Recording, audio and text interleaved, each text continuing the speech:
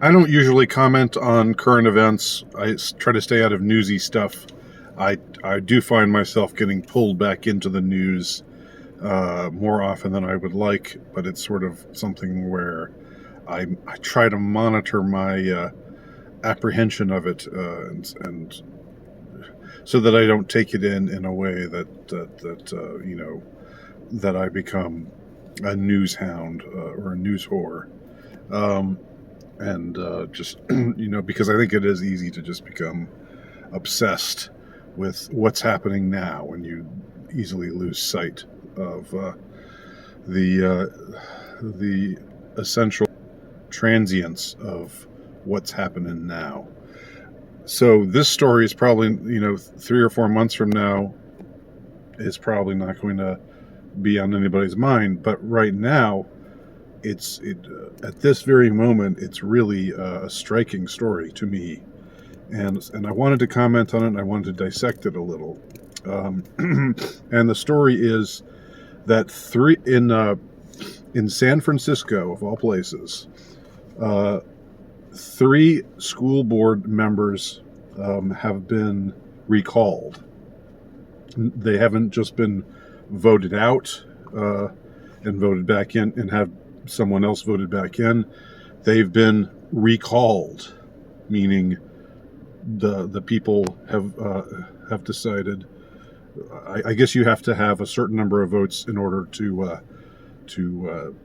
initiate a recall, and then that happened, and so the recall took place.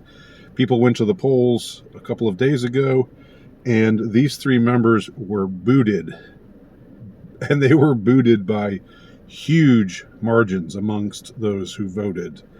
The like somewhere anywhere between 70 and 78% of those who voted wanted these three school board members gone, and now they are gone.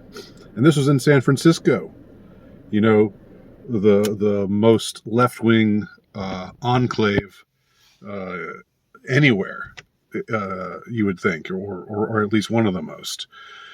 And so it's really, really interesting to me that this kind of populist rage and anger against school board members felt by so many parents out there, who are sending their children to public schools and wanting to have a say in what their children are learning, and wanting them not to be simply indoctrinated into the pet theories and the poisonous philosophies that the ruling class is trying to seed into young people's minds, like critical race theory.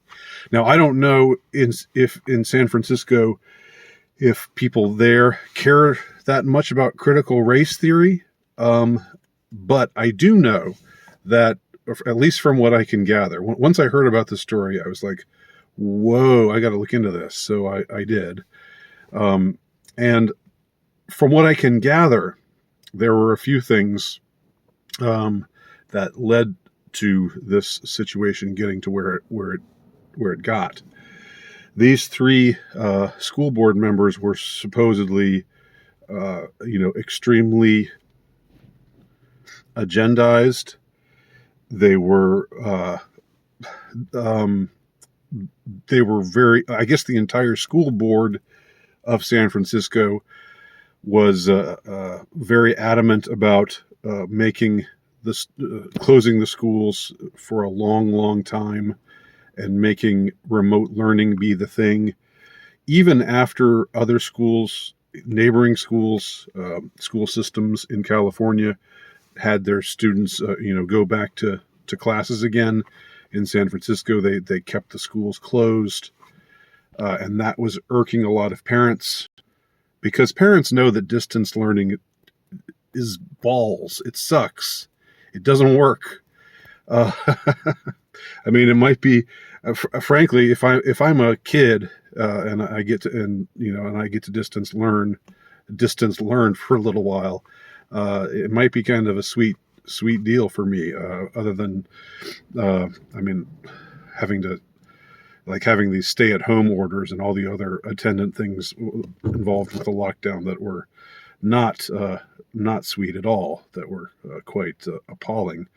But people don't really learn on Zoom calls, Skype calls, especially not kids, especially not little kids.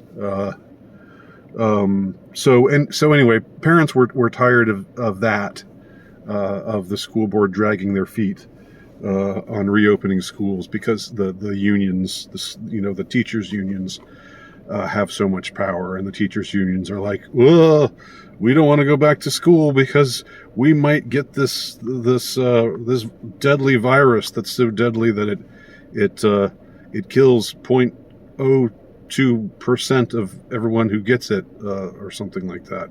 It's such a deadly thing, and we don't want to put our lives at risk." So because the unions are so strong, the school board was in lockstep with them, and meanwhile apparently these school board members were also thinking of ways to rename the school so that they would reflect more diversity and so forth. And that also ticked off a lot of parents who were like, where are these people's priorities? These San Francisco parents were like, look, I'm liberal too, I'm a Democrat too, but you guys are taking this crap a little too far. But it seems that a big, and this is what's really interesting to me, it seems that a big part of what fueled this recall of these school board members was the fact that they were pushing to have these magnet schools lower their standards for admission, because and here's where it gets interesting, to me anyway. These magnet schools are largely Asian, I guess, and also white, but mostly Asian, maybe like 60% Asian, 30% white, and 10% other. And the idea was these school board members, who were far left and agendized and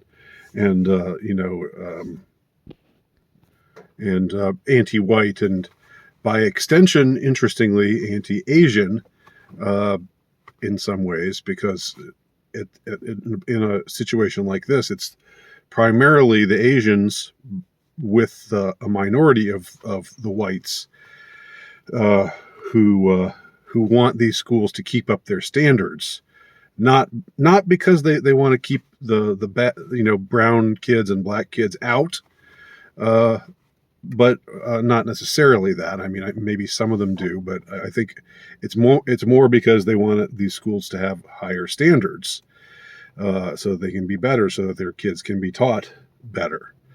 But these school board members wanted to remove these standards for these these prestigious magnet schools in the San Francisco area, so that there would be greater diversity. In this case, mostly greater diversity means fewer white people. In this case, it means fewer Asian students and more black and brown students. And this did not sit well, apparently, with the Chinese American moms and dads in the San Francisco area. And so every story that I hear about this, they cover that it's very gingerly talked about, but they all have to admit it was largely fueled by pissed off Asian parents, Asian parents who have gone over to the side of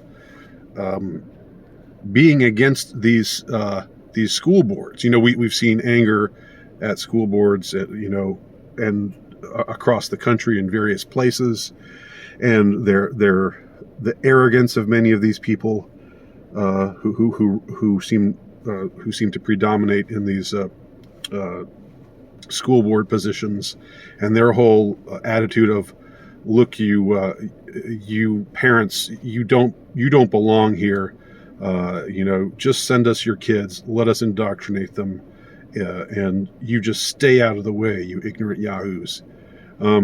That kind of attitude that's been communicated over and over and over again, has really created this backlash, this fierce backlash, and it's caught on to such a degree that even someplace like San Francisco, even there, it's being felt, and you're seeing even there, people who are non-white, who would generally be Democrats, I would suspect, saying we need these activist types, deep six these people, and let's focus on giving my children the best possible education, and forget all this agendized, woke SJW nonsense. So if this stuff is happening in Frisco, it seems to have really taken hold in a lot of places all over the country. And you'll remember that that Saturday Night Live, which is so useless right now. Why does that show exist anymore?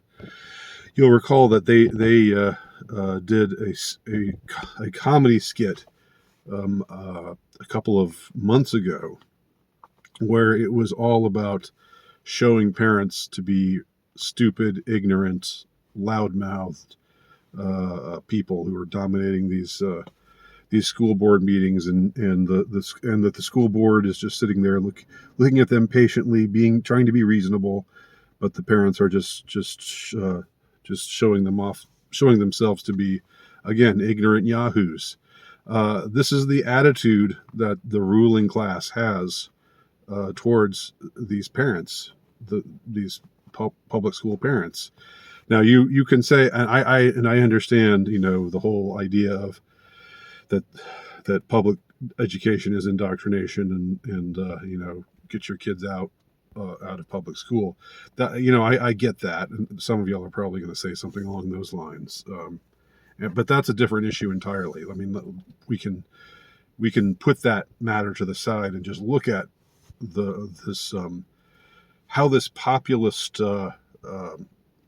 sentiment is gaining such steam that it's even rocking the extreme left enclave that is San Francisco, California, and school board members are biting the dust left and right, and good riddance. Thanks for watching. Let me know what you think. My name's Andy Nowicki. Check out my work at altrightnovelist.com. My latest book, The Insurrectionist, can be purchased at terrorhousepress.com.